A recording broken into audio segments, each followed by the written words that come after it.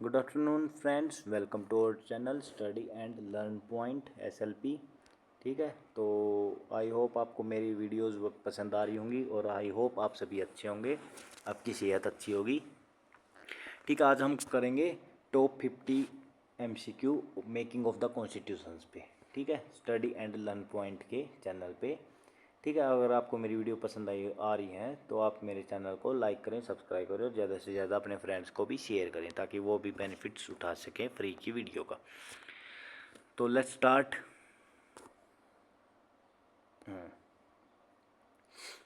Who was the chairman of constituent assembly of India. तो constituent assembly के chairman कौन थे? डॉक्टर भीमराव अंबेडकर, वो तो ड्राफ्टिंग कमेटी के चेयरमैन थे। ठीक है, डॉक्टर राजेंद्र प्रसाद, जवाहरलाल नेहरू और सरदार पटेल। तो आप इनका आंसर देखिए, सोचिए कौन हो सकते हैं, लेकिन फर्स्ट वाला आप नहीं हो सकता, आप इन पे गैस लगाइए। ठीक है, इसका आंसर देखिए doctor Rajendra Prasad. Next, when was the constituent assembly formed. अब देखिए 1947 में देश आज़ाद हुआ था। 1948 एक साल बाद हो गया। 1950 तक तो कॉन्स्टिट्यूएंट कंप्लीट ही हो चुका था। ठीक है, 26 जनवरी 1950 सॉरी 26 जनवरी 1950 को तो कॉन्स्टिट्यूशंस लागू हो गया था। ठीक है, तो यहाँ पे ये आंसर तो हो नहीं सकता। ठीक है, ये देश आज़ाद हुआ था उससे पहले हुआ था। ठीक है, ये भी नहीं हो सकता। और देखिए 1946। ठीक है, ये देश आज़ाद हुए भी 2 साल 1 साल कंप्लीट हो गया था, तो यहाँ पे भी नहीं हो सकता। पहले मतलब देश आज़ाद होने से पहले ही डिमांड चलने लगी थी कि कॉन्स्टिट्यूएंट असेंबली बननी है, तो इस हिसाब से आप आंसर याद रख सकते हैं।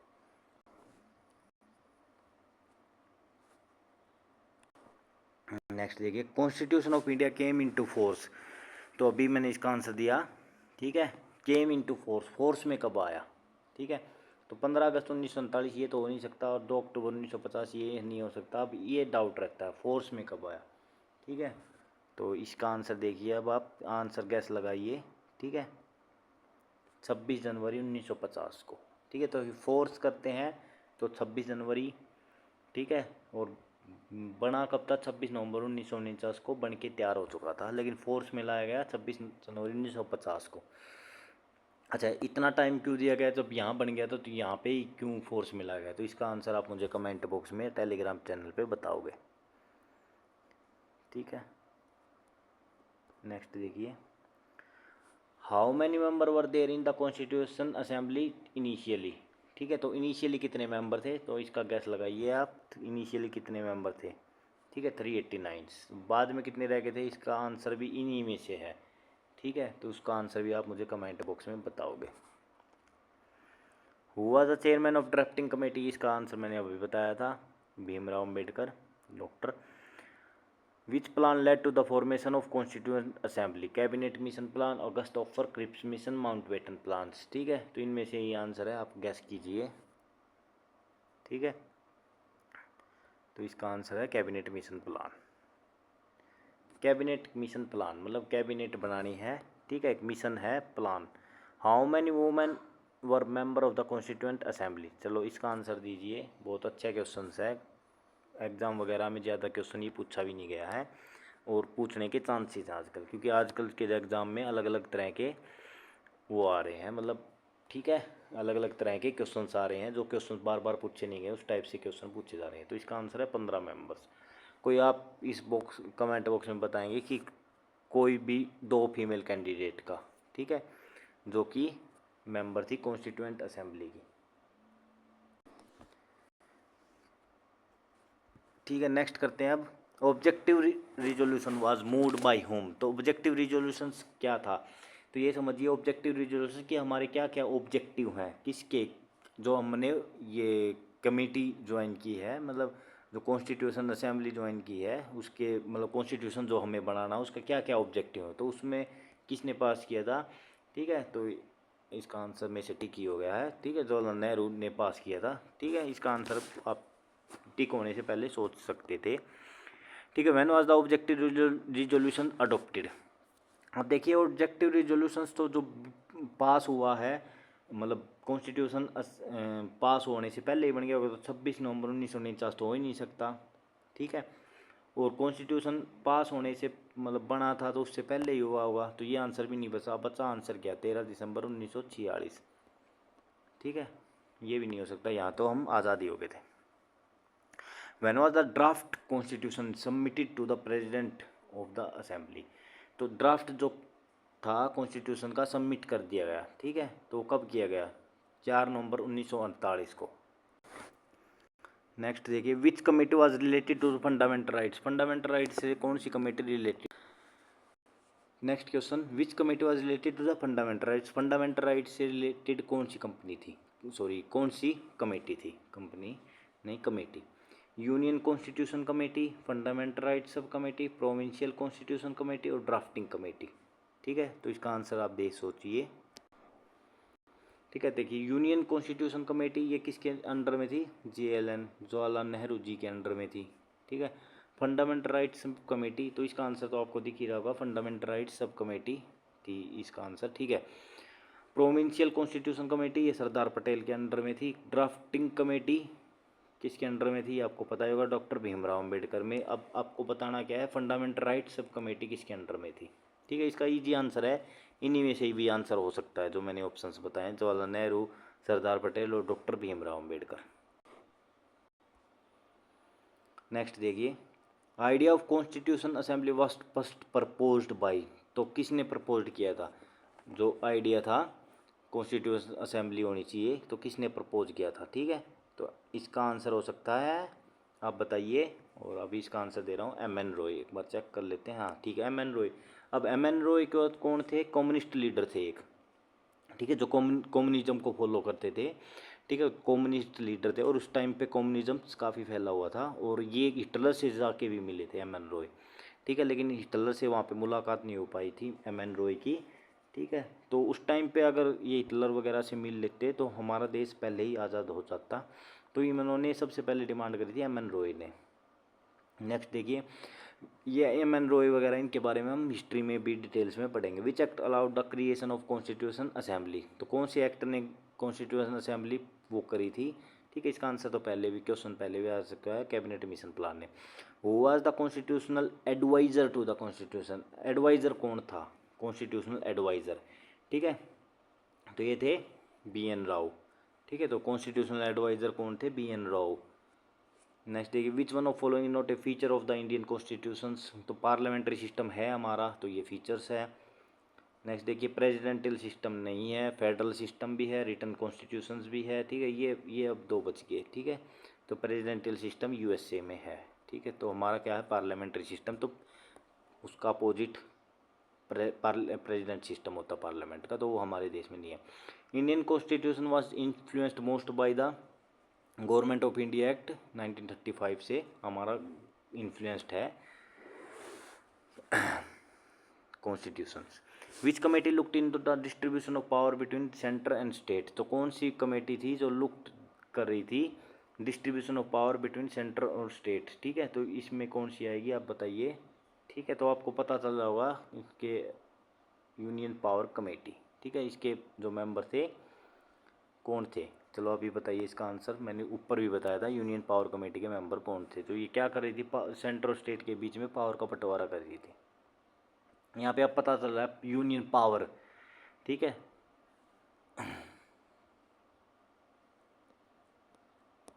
विच committee dealt with minority rights, minority rights से ये आपको पता ही चल रहा है, माइनॉरिटी सब कमेटी। ठीक है,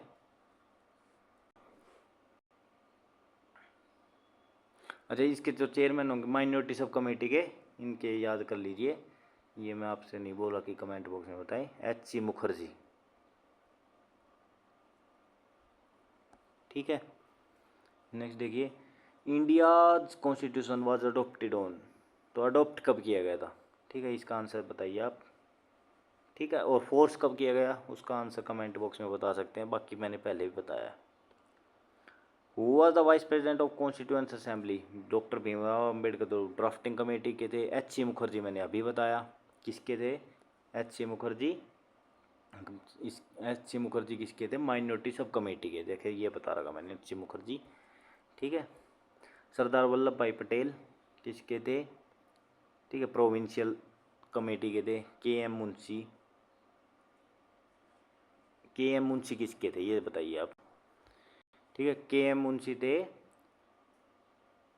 आप बताओगे। अच्छा, इसका आंसर हो गया HC मुखर्जी। तो HC मुखर्जी किसके और vice president of constituent assembly भी थी। ठीक है, एंड ये थे अभी बताया था मैंने, माइनॉरिटी सब कमेटी के भी चेयरमैन थे HC मुखर्जी। नेक्स्ट चलते हैं अब।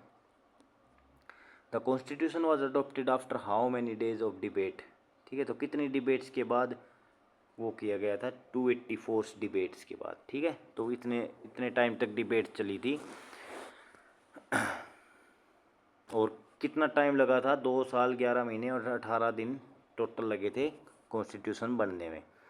ठीक है, which was the last session of constitution assembly. Constitution assembly का लास्ट सेशन कौन सा था, 24 जनवरी 1950 को। ठीक है, ये लास्ट सेशन था। How many article were the original in the 39, sorry अभी आंसर बताओगे आप, एक बार मैं आंसर थोड़ा फटाफट बता देता हूँ। तो इसका आंसर है 395। ठीक है, तो 395। The number of original schedules in the constitution, ये इजी क्वेश्चन है, ये आप बता सकते हैं कितने शेड्यूल्स थे। आज के टाइम तो 12 हैं, तो ये आंसर तो हो नहीं सकता। ठीक है, तो इसका आंसर बताओगे आप 8। Which language was use in the original constitutions. तो ओरिजिनल जो कॉन्स्टिट्यूशन था कौन सी लैंग्वेज यूज की गई थी आज के टाइम में, और हिंदी और इंग्लिश दोनों में है। ठीक है, तो इसका आंसर आप बता सकते हो इंग्लिश में, क्यों इजी क्वेश्चन है, उस टाइम पे इंग्लिश ज़्यादा लोग यूज़ करते थे। Preamble of the Indian constitution based on, तो प्रियम्बल किसके बेस्ड है। अब प्रियम्बल होता है we the people of India having solemnly resolve the constitution of India into a sovereign socialist secular democratic republic. तो इस टाइप से हमारा प्रियम्बल है। तो ये वर्ड यूज किए गए हैं, तो US से है या UK से है। तो मोस्टली बच्चे सोचते होंगे UK से है, लेकिन वो आंसर गलत होगा। तो आप सोचिए और क्या हो सकता है, फ्रेंच से, ऑस्ट्रेलियन से।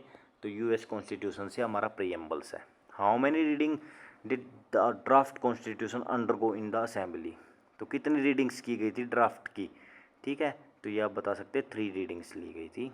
The idea of justice in the constitution influenced by. Justice word कहाँ से लिया गया था।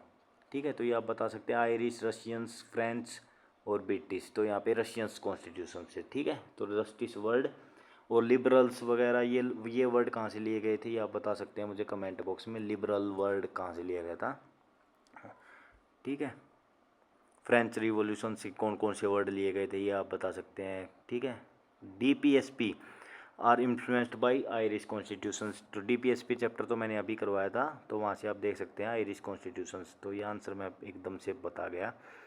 First law minister of independent India. Law ministers कौन से, तो काफ़ी प्रोमिनेंट लीडर हैं वो हमारे देश के, तो उनका नाम आप बता सकते हैं। चलो सोचिए, तो इसका आंसर है doctor Bhimrao Ambedkar. Which countries constitution inspired by the parliament system in India.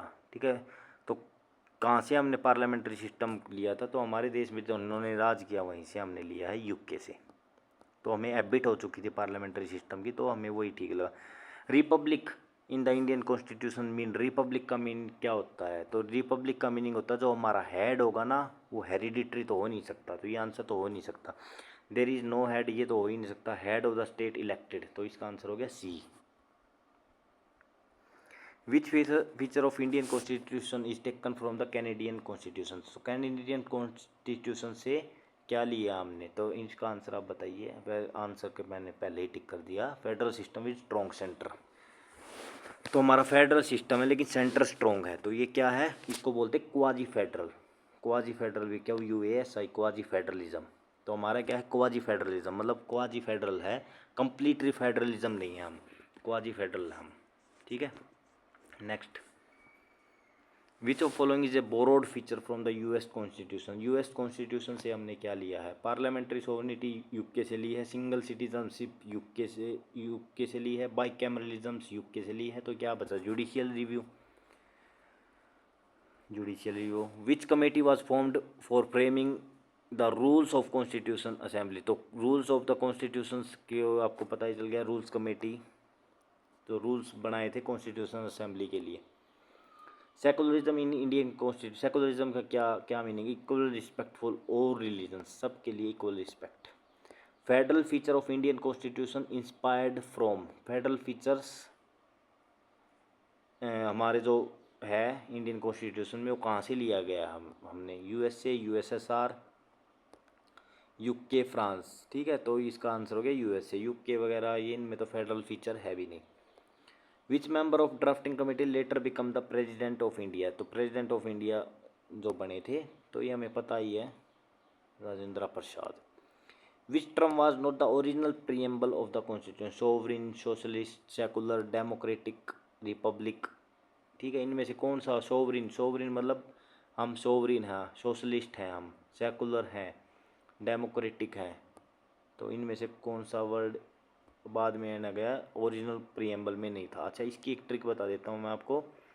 SIS, सिस वर्ड, सेकुलर, इंटीग्रिटी और सोशलिस्ट, ये 3 वर्ड बाद में जोड़े गए हैं 42nd कॉन्स्टिट्यूशनल अमेंडमेंट में, CAA। ठीक है, बाकी आप याद कर सकते, तो इसमें से SIS, सिस वर्ड, सोशलिस्ट, सोवरिन पहले ही था, सोशलिस्ट और सेकुलर, सिस। Which amendment added socialist and secular, ये आएगा answer 42nd। Who was responsible of calligraphy of original Indian constitution, calligraphy किसने लिखी थी, रिटर्न में किसने लिखा था। ठीक है, तो इसका आप कर सकते हैं प्रेम बिहारी नारायण रायजादा। ठीक है, प्रेम बिहारी नारायण रायजादा, जो इन्होंने रिटर्न में लिखा था सजावट करके। The artistic decoration of original constitution was done by, तो आर्टिस्टिक डेकोरेशंस किसने की थी। ठीक है, तो इसका आंसर आप सोचिए। ठीक है, तो इसका आंसर है नंदलाल बोस। नेक्स्ट चलते हैं। The number of amendment made to the constitution till 2024, 2024 तक कितने कॉन्स्टिट्यूशन अमेंडमेंट हो चुके हैं, तो इसका आंसर सोचिए। 104, 105, 6, 108, तो 106 आंसर है इसका। Which of following was not part of the drafting committee, drafting committee के पार्ट कौन नहीं थे, तो इसमें से आंसर आपको साफ पता चल रहा होगा, सरदार पटेल। वो किसके थे उसका कमेंट बॉक्स में आप बताओगे कौन सी कमेटी के मेंबर थे वो। Who among the following not member of the constitution assembly, कौन मेंबर नहीं थे, तो महात्मा गांधी। ठीक है, which section society did the assembly not fully represent, which section of society did the assembly not fully represent, तो कौन सा सेक्शन था ऐसा सोसाइटी का जो फुल्ली रिप्रेजेंट नहीं था। वुमेन, माइनॉरिटी, पॉलिटिकल पार्टीज और कॉमन पीपल्स। ठीक है, इसका आंसर आप बता सकते हैं कॉमन पीपल्स। तो कॉमन पीपल वहाँ पे आम लोग जो थे कॉन्स्टिट्यूशन असेंबली में वो नहीं थे। वुमेन थी 15 के आसपास थी, सॉरी 15 के आसपास नहीं, 15 वुमेन्स थी।